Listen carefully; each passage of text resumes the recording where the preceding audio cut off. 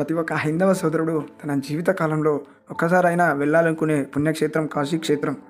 అసలు కాశీ క్షేత్రానికి మహాభారతంలోని పాండవులకి సంబంధం ఏమిటి? మొఘల్ చక్రవర్తులు ఎందుకు దండయాత్ర చేశారు? వారి పాలనలో కాశీ క్షేత్రం యొక్క పరిస్థితి ఏంటి? ఇలాంటి విషయాలు ఈ వీడియోలో పూర్తిగా తెలుసుకుందాం. ఎక్కడ కూడా స్కిప్ చేయకుండా పూర్తిగా చూడండి. కాశీ లేదా వారణాసి భారతదేశపు అతి ప్రాచీన నగరాలలో ఒకటి. హిందువులకు అత్యంత పవిత్రమైన పుణ్యక్షేత్రం. ఇది ఉత్తరప్రదేశ్ రాష్ట్రంలో ఉంది.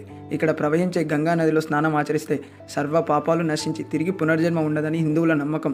వరుణ, ఆసి అనే రెండు ఉపనదులు కాశీనగరంలో వద్ద గంగా నదిలో కలుస్తాయి. అంచేత ఈ క్షేత్రాన్ని వారణాసి అని బ్రిటిష్ వారి పాలనా సమయంలో వారణాసి కాస్త బెనారస్ అయ్యింది. కాశంతో మరణాన్ ముక్తి అంటే కాశీలో మరణిస్తే ముక్తి లభిస్తుందని హిందువులు నమ్ముతారు. 12 జ్యోతిర్లింగాల్లో ఒకటైన విశ్వేశ్వర లింగం ఇక్కడ ఉంది. బౌద్ధులకి, జైనులకి కూడా ఇది పుణ్యక్షేత్రం.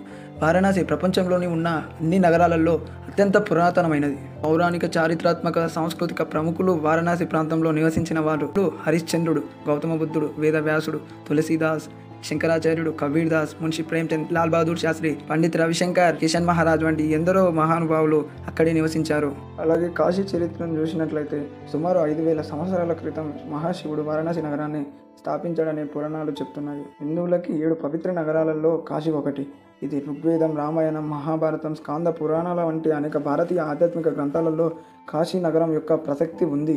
18వ శతాబ్దంలో వారణాసిని ఒక ప్రత్యేకమైన రాజ్యమైంది.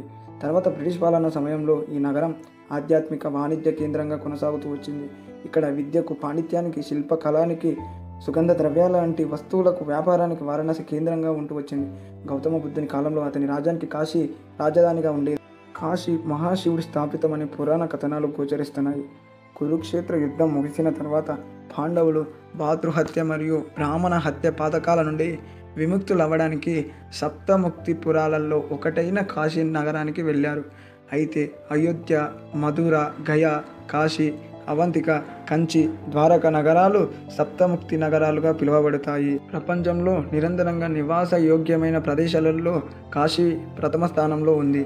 కాశీ పట్టణం గురించి ప్రథమంగా అథర్వణ వేదంలో వర్ణించబడింది. ముఖ్యంగా భారతదేశం యొక్క ఆధ్యాత్మిక చింతనను, అలాగే వారి అస్తిత్వాన్ని దెబ్బతీసిన వారిలో చాలా ప్రముఖులు ఎవరంటే ఈ ముస్లిం పాలకులు.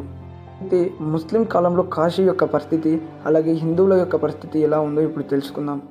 మౌర్యుల కాలంలో తక్షశిల మరియు పాటలీపుత్ర మధ్య ఉన్న రహదారిలో కాశీ పట్టణం ఆనుకొని ఉంది. 1194లో వారణాసి నగరం కుతుబుద్దీన్ ఐబక్ స్వాధీనమైంది. అయితే ఈ కుతుబుద్దీన్ ఐబక్ అనే మూర్ఖుడు ఆదేశంతో నగరంలోని 1000 ఆలయాలపైన ధ్వంసం చేయబడ్డాయి. ముస్లిం ఆక్రమణలో నగరం దాదాపుగా 3 శతాబ్దాల కాలం క్షీణావస్థను చవిచూసింది. ఆఫ్ఘన్ దండయాత్ర తర్వాత నగరంలో సరికొత్తగా ఆలయాలను నిర్మించబడ్డాయి. ఫిరోజ్ షా కాలంలో 1376 సంవత్సరంలో వారణాసిలోని మరికొన్ని ఆలయాలు ధ్వంసం చేయబడ్డాయి. తర్వాత కాలం మారుతూ వస్తూ ఆఫ్ఘన్ రాజు సికిందర్ లోడి హిందువుల అణచివేతను కొనసాగిస్తూ 1496లో మిగిలిన హిందూ ఆలయాలను ధ్వంసం చేయించాడు. చివరిసారిగా మొఘలుల 6వ చక్రవర్తి అయిన ఔరంగజేబు కాశీ క్షేత్రంపై దాడి చేయించాడు.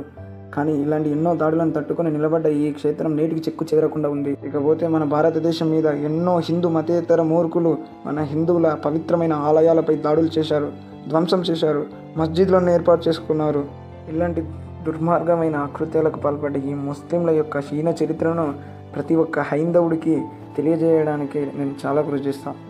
అండ్ ఇలాంటి మూర్ఖులు ఎంతమంది వచ్చినా నా భారతదేశంలోని హైందవులను, అలాగే నా దేవుళ్ళని మధ్య ఉన్న అనుబంధాన్ని, భక్తిని ఎవ్వడు కూడా ఏం చేయలేడు అని సగర్వంగా చెప్పుకుంటూ ఈ వీడియో ఇంతటితో ముగిస్తున్నాను. Thank you for the watching.